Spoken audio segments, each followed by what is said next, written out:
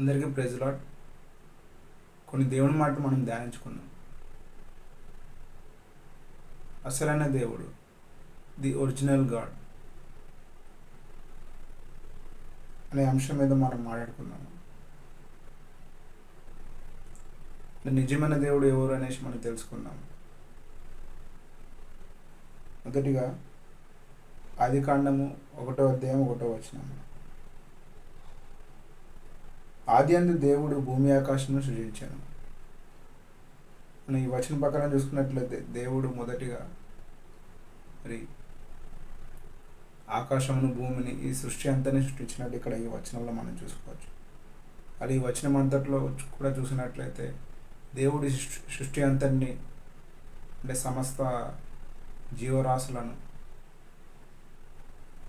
అలాగే సూర్యచంద్రులను అలాగే చెట్లను వీటి సర్వసృష్టి అంతటిని దేవుడు సృష్టించినట్టు మొదటి అధ్యాయంలో మనం చూసుకోవచ్చు. ఎందుకంటే దేవుడు మొదటిగా సమస్త సృష్టి అంతని సృష్టించి తర్వాత మనల్ని ఆయన స్వరూపాన్ని మనం నిర్మించుకున్నాడు. అంటే మనకి కావాల్సిన ప్రతి కంఫర్ట్ కూడా మొదటిగా దేవుడు ఈ భూమిని సర్వసృష్టి అంతని సృష్టించి మనకి ఏదైతే అవసరమో మానవాళికి ఆ సమస్తమును దేవుడు సృష్టించి మనల్ని ఆయన స్వరూపం ఆయన పోలుగు చొప్పున నిర్మించున్నాడు. ఇదంతా కూడా ఈ ఆదికాండం మొదటి అధ్యాయంలో మనం చూసుకోవచ్చు. అలాగే మరొక వచనము నిర్గమకాండము 3:14.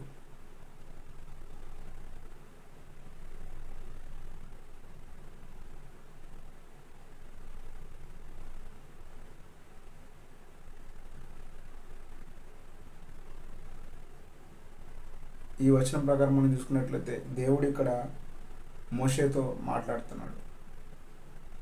అందుకు దేవుడు నేను ఉన్నవాడను అనువాడునై ఉన్నానని మోషేతో చెప్పాను. ఇంగ్లీష్లో మనం చూసినట్లయితే and God said unto Moses I am that I am. ఇక్కడ మొదటిగా దేవుడు మోషేని ఇక్కడ మోషేతో మాట్లాడుతున్నప్పుడు తనను తాను ఇంట్రడ్యూస్ చేసుకుంటున్నాడు. అక్కడ దీనికన్నా ముందుగా దేవుడు మరి నోహాతో కావచ్చు, అబ్రహాంతో కావచ్చు, అబ్రహాం యొక్క సంతానము ఇస్సాకు అలాగే యాకోబుతో కూడా కావచ్చు, అక్కడ కేవలం దేవుడు అని అక్కడ సంబోధిస్తున్నాడు అక్కడ మనం చూసినట్లయితే. కానీ ఇక్కడ మోషేతో మనం చూసినట్లయితే దేవుడు అంటే తన యొక్క స్వరాన్ని అక్కడ వినిపించి తనని అక్కడ కనపరుచుకుంటున్నాడు. అంటే దాన్ని ఇంట్రడ్యూస్ చేసుకుంటున్నాడు. ఆయనకి నేను దేవుడును ఉన్నవాడును అనేసి అక్కడ దేవుడు అక్కడ సంబోధిస్తున్నాడు. అలాగే మరొక వచనము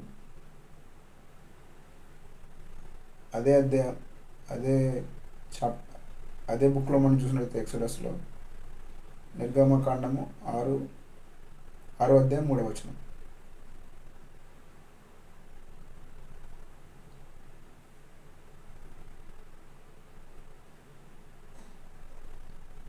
నేను సర్వశక్తి గల దేవుడను పేరున అబ్రహాము ఇస్సాకు యాకోబులకు ప్రత్యక్షమైతిని, కానీ యెహోవా అని నా నామమును వారికి తెలియబడలేదు. అంటే అక్కడ అబ్రహాంతో కావచ్చు, ఇస్సాకుతో యాకోబుతో కావచ్చు, అక్కడ కేవలము అబ్రహాం దేవుడు ఇస్సాకు దేవుడు అని అక్కడ సంబోధిస్తున్నాడు. కానీ వారికి యెహోవా అనేసి తన పేరు దేవుని యొక్క పేరుని అక్కడ వారికి చెప్పలేదు. కానీ ఇక్కడ మనం చూసినట్టయితే మోషేకి అక్కడ దేవుడు ప్రత్యక్షమై ఆయన స్వరం ద్వారా మాట్లాడి నేనే దేవుడను, నా పేరు యెహోవా అనేసి అక్కడ ఆయన తన పేరును అక్కడ తెలియజేస్తున్నట్టు మనం చూసుకోవచ్చు. అలాగే మరొక వచనం మనం చూసుకుందాము.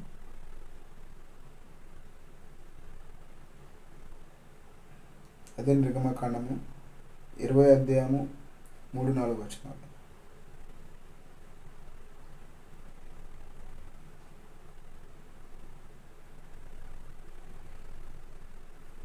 ఇక్కడ మనం చూసినట్టయితే దేవుడు తనకి ఇంట్రడ్యూస్ చేసుకున్న తర్వాత ఇక్కడ సంబోధిస్తున్న మాటలు, నేను తప్ప వేరొక దేవుడు నీకు ఉండకూడదు. నిర్గమకాండము 20వ అధ్యాయము 3-4 వచనాలు. పైన ఆకాశం అందే కానీ క్రింద భూమి అందే కానీ భూమి కింద ఉన్న నీళ్ళ ఎందే కానీ ఉండు దేని రూపమునైనను విగ్రహమునైనా నీవు చేసుకొనకూడదు, వాటికి సాగిల పడకూడదని వాటిని పూజించకూడదని దేవుడు ఇక్కడ చెప్తున్నాడు.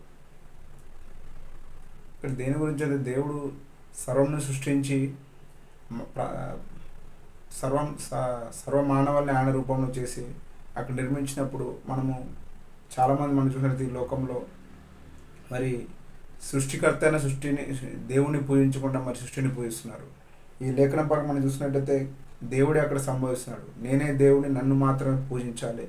ఈ లోకంలో విగ్రహం కావచ్చు, అంటే చాలామంది అన్యులు మనం చూసుకున్నట్లయితే మరి ఒక చెట్టుని కావచ్చు, ఒక కొండని కావచ్చు, ఒక పశువుని కావచ్చు, వారికి ఏదైతే లాభం కలిగిస్తుందో దాన్ని మాత్రమే దేవుడు అనుకున్నారు. కానీ ఈ సర్వమంతాన్ని సృష్టించిన సృష్టికర్తని వాళ్ళు మర్చిపోతున్నారు.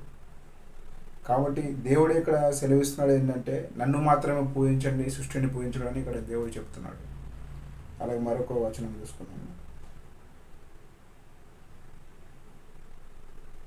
ఈ వచనాలు ఇప్పుడు చూసిన వచనాలన్నీ కూడా యెహోవా అంటే తండ్రి అయిన దేవునికి ఇక్కడ సంబోధిస్తున్నట్టు మనం చూసుకుని ఉండొచ్చు. అలాగే ఇదంతా కూడా ఇప్పుడు మనం డిస్కస్ చేసినంత కూడా ఇదంతా పాత నిబంధన మనం చూసుకోవచ్చు, అంటే యేసయ్య రాకముందు.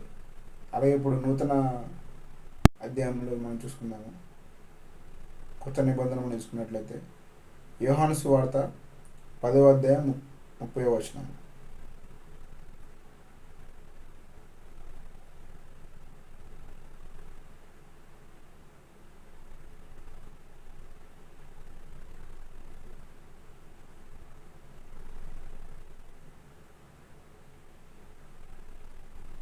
నేనును తండ్రిను ఏకమై ఉన్నామని దేవుడు అక్కడ యేసయ్య అక్కడ చెప్తున్నాడు అన్నమాట.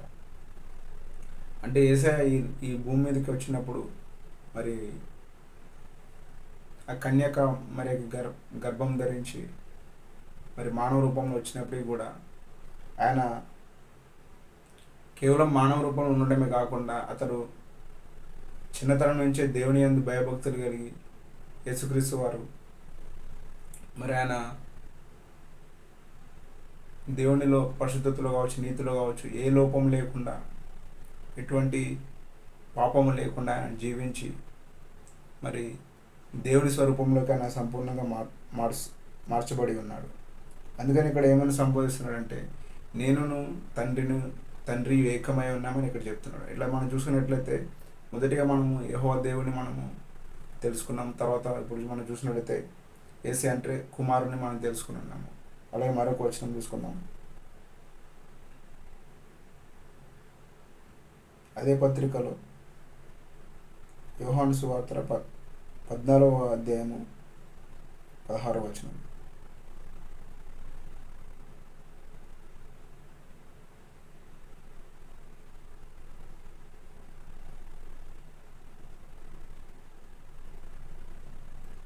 నేను తండ్రిని వేడుకొందును, మీ యొద్ద ఎల్లప్పుడూ నిన్నుటకై ఆయన వేరొక ఆదరణకర్తను అనగా సత్యస్వరూపే ఆత్మను మీకు అనుగ్రహించను. ఇక్కడ మనం చూసినట్లయితే మరి పరిశుద్ధాత్మను గురించి ఇక్కడ యేసయ్య ఇక్కడ చెప్తున్నాడు. యేసుక్రీస్తు వారు ఈ భూమి మీద నివసించి ఆయన మన కొరకు మన పాపల నిమిత్తమే కల్వరి శిలువలో మరణించి తిరిగి 3వ దినమున లేచి మరి ఆ పరమునకు చేర్చుకున్నప్పుడు తిరిగి వెళ్తున్నప్పుడు ఆయన పరిశుద్ధాత్మను మనకి ఆదరణకర్తగా దయచేసి ఆయన మనలోనే ఉండేటట్టు ఆయన ముద్రించి ఆయన తిరిగి వెళ్ళి ఉన్నాడు. పరిశుద్ధాత్ముడు మనం ఈ లోకంలో జీవించడానికి ప్రతిదినం కూడా మనల్ని ఆదరించి మనం ఏది చేయాలో ఏది చేయకూడదు సమస్తం ఆయన మనకు బోధిస్తుంటాడు. ఈ విధంగా మనం చూసుకున్నట్లయితే దేవుడు మరి అసలైన దేవుడు ఒకడే దేవుడు యెహోవా. మరి ఆయన మరి పాత నిబంధనలను చూసుకున్నట్లయితే యెహోవా దేవుడిగా అక్కడ సంబోధిస్తున్నాము.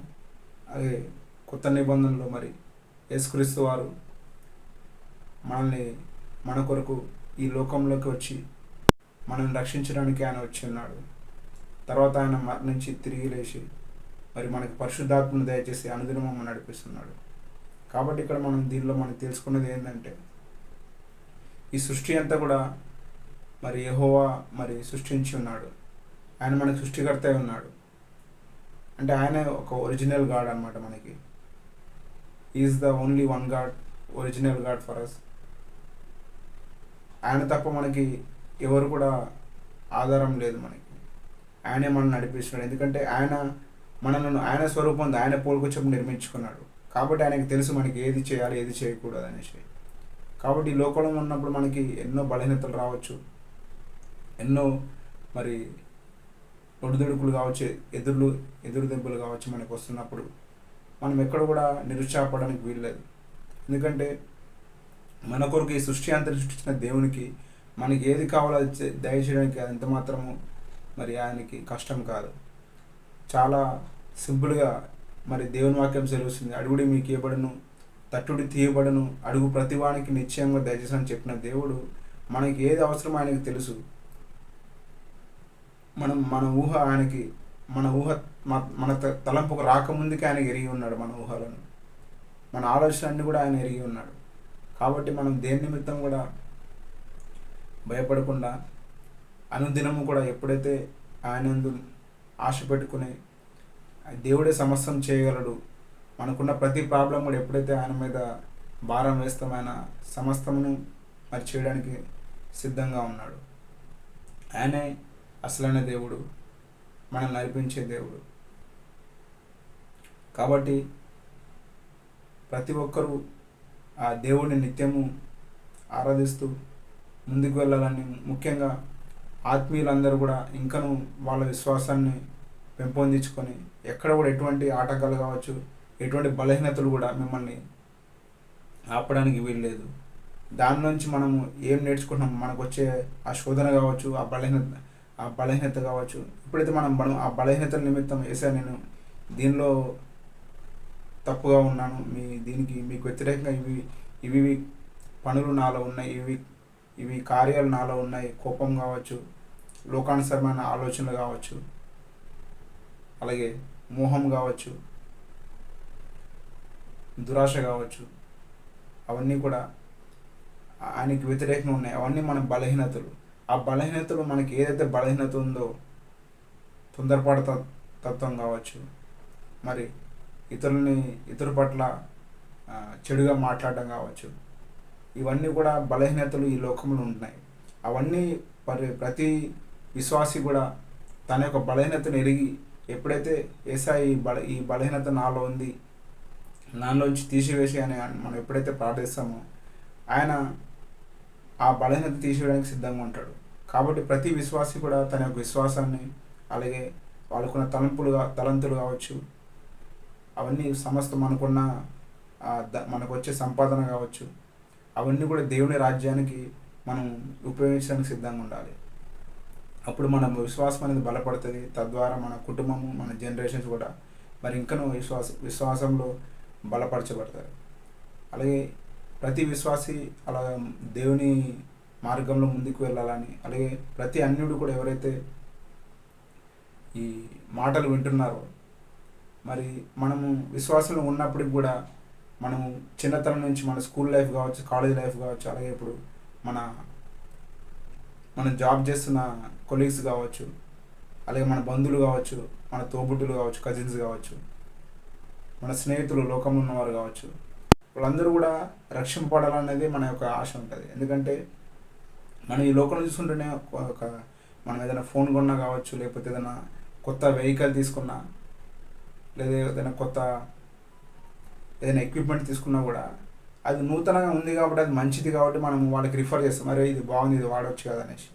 అటువంటి మనం ఈ లోకంలోనే చిన్న వాటికి మనం ఇది బాగుందని వాడతామని చెప్తున్న మనమే ఈ లోకాన్ని సృష్టించిన సృష్టికర్త ఇంత మంచివాడు, ఇన్ని మేలు మనకి చేస్తున్నాడు అనేసి వాళ్ళకి తెలియపరిచే బాధ్యత మనకున్నది. కాబట్టి వాళ్ళు ఎలాగైతే ఒక ఎడ్యుకేషన్లో కావచ్చు, ఏదైనా మరి టెక్నాలజీలో కావచ్చు, ఏదైనా నూతనమైనది కనుక్కున్నప్పుడు వారు దాని మీద ఆశ పెట్టుకుంటారు. కానీ అటువంటి దేవుడు, మరి సృష్టికర్త అయిన దేవుడు ఇవన్నీ మనకు సమకూర్చి దయచేస్తున్న మనకి అందిస్తున్న దేవుడిని వాళ్ళు ఎరగకుండా ఇంకాను ఈ లోకంలో ఉన్న వాటి వైపు వాళ్ళు చూస్తున్నారు. కాబట్టి మనం విశ్వాసులుగా ఉన్న మనం పొందుకునే ఈ మేలులు కావచ్చు, రక్షణ కావచ్చు, వారికి బోధించి వాళ్ళను కూడా మరి దేవుని వైపు తిప్పడానికి మనకు ఒక దేవుడు ఈ వాక్యం అనేది మరి గాస్పుల్ అనేది మనకి ఇచ్చినాడు. సువార్త ప్రకటించడం అనేది కూడా మనకు బాధ్యత కింద పెట్టుకొని కేవలం సువార్త ప్రకటించడమే కాదు, అలాగే పాటలు పాడడం కావచ్చు, దేవుణ్ణి ఆరాధించడం కావచ్చు, అలాగే దేవుని సందులో వాయిద్యాలు వాయించడం కావచ్చు, అలాగే ఎవరైనా అనారోగ్యంతో ఉన్న వాళ్ళకి ప్రార్థన చేయడం కావచ్చు, అలాగే ఎవరైనా బీదలు కావచ్చు, ఎవరైతే వాళ్ళకి తినడానికి తినలేకపోవచ్చు, మరి డబ్బు లేకపోవచ్చు, అటువంటి వారికి చారిటీ చేయడం కానీ, సహాయం చేయడం కానీ, ఇవన్నీ కూడా దేవుని పనులు కాబట్టి మనం పనులుగా పెట్టుకొని మనం ఎప్పుడైతే ముందుకు వెళ్తుంటామో దేవుడు మనల్ని ఆశీర్వదిస్తారు. అలాగే మన జనరేషన్ కూడా ఆశీర్వదించబడతాయి. కాబట్టి ప్రతి అన్యుడు ఎవరైతే ఈ వీడియో వీక్షిస్తున్నారో ప్రతి ఒక్కరు నిజమైన దేవుని ఎరిగి యెహోవా నిజమైన దేవుడు గనక ఆయన తప్ప వేరొక దేవుడు లేడనేసి వాక్యం సెలవిస్తున్నది. ఇప్పుడు ఏదైతే మరి అంధకార శక్తులు వారికి గుడ్డితనం కలిగేసి మరి అన్యులకు నిజమైన దేవుడు ఎవరో తెలియకుండా వారు అదే భ్రమలో వాళ్ళు వెళ్ళిపోతున్నారు. వాళ్ళు పూజిస్తున్నదే నిజం అనుకొని అట్లా వెళ్తున్నప్పుడు దేవుడు మరి కొంతమట్టుకే మరి అవకాశం వాళ్ళకి కలుగుతుంది. ఎందుకంటే దేవుడి రాకడ వరకే వారికి సమయం ఉంది. కాబట్టి ఆ రాకడలోపే ప్రతి ఒక్కరు కూడా రక్షింపబడాలి. ప్రతి ఒక్కరు రక్షింపబడి నిజమైన దేవుని ఎరిగి రక్షణ పొందుకొని యేసు తప్ప వేరే మార్గం లేదు మోక్షానికి అని వారు గుర్తెరిగి ముందుకు నడవాలని కోరుకుంటున్నాను. కాబట్టి మీరు ఎటువంటి ఇబ్బందులు ఉన్నా, ఎటువంటి బాధలు ఉన్నా దేవుడు ఆ బాధను తీసివేయడానికి సిద్ధంగా ఉన్నాడు, ఆ రోగాన్ని తీసివేయడానికి సిద్ధంగా ఉన్నాడు. మరి ఏవైతే మరి ఆలస్యాలు మీ జీవితంలో జరుగుతున్నాయో మరి దేవుని సన్నిధిని ఎప్పుడైతే మనం పట్టుకుంటామో ఆలస్యం తీసివేసి దేవుడు మీకు కలిగిన ఆ డిలేకి, ఆ ఆలస్యానికి తగిన రెట్టింపుగా దేవుడు మిమ్మల్ని ఆశీర్వదించడానికి సిద్ధంగా ఉన్నాడు. కాబట్టి ప్రతి ఒక్కరూ నిజమైన దేవుని ఎరిగి ఆయన రక్షణలోకి వచ్చేదురుగా యేసుక్రీస్తు నామంలో. అలాగే ప్రతి రాజకీయ నాయకుడు కావచ్చు, అలాగే ఇతర దేశాలు కావచ్చు, ఇంకను ఎవరైతే దేవుని ఎరగకుండా ఉన్నారో వాళ్ళు కూడా రక్షింపబడుదురుగా యేసుక్రీస్తు నామంలో. కాబట్టి ఈ నిజమైన దేవుడు ఒరిజినల్ గాడ్, ఆయన ఒకడే దేవుడు కాబట్టి, వన్ గాడ్ కాబట్టి మనము ఆయనను మాత్రమే పూజించి ముందుకు వెళ్దాం గాక. ఈ లేఖనములు ప్రతి ఒక్కరి జీవితంలో నెరవేర్చబడి ఈ ఒరిజినల్ గాడ్ ఓజీ మీ జీవితంలో గొప్ప కార్యాలు చేయనుగా యేసుక్రీస్తు నామములో. ఆమేన్. Thank you Jesus. ఒక పాట పాడుకుని దేవుని ఆరాధించుకుందాం. నీ మహిమతో స్తుతులతోను ఈ స్థలమంతాయు నింపబడునుగాక, నీ ప్రభావముతో స్తుతులతోను ప్రతి హృదయము నింపబడునుగాక, నీ మహిమతో స్తుతులతోను ఈ స్థలమంతాయు నింపబడునుగాక, నీ ప్రభావముతో స్తుతులతోను ప్రతి హృదయము నింపబడునుగాక. నీ ఒక్కడివే దేవుడవు, పరిశుద్ధుడవు, యోగ్యుడవు, సర్వశక్తుడవు, రారాజువు. నీ రూపంలో మము నిర్మించావు యేసు, నీవే దేవుడవు, పరిశుద్ధుడవు, యోగ్యుడవు, సర్వశక్తుడవు, రారాజు. నీ రూపంలో నన్ను నిర్మించావు, నీ మహిమతో స్తుతులతోను ఈ స్థలమంతాయు నింపబడునుగాక, నీ ప్రభావముతో స్తుతులతోను ప్రతి హృదయము నింపబడునుగాక. సృష్టికర్తవు నీవే ప్రభు, ఆది అంతము నీవే ప్రభు, సృష్టికర్తవు నీవే ప్రభు. ఆది అంతము నీవే ప్రభు, మా పోషకుడవు నీవే ప్రభు, మా రక్షకుడవు నీవే ప్రభు, మా పోషకుడవు నీవే ప్రభు, మా రక్షకుడవు నీవే ప్రభు. నీవొక్కడివే దేవుడవు, పరిశుద్ధుడవు, యోగ్యుడవు, సర్వశక్తుడవు, రారాజువు. నీ రూపంలో మమ్ము నిర్మించావు. హల్లెలూయా. Thank you Jesus.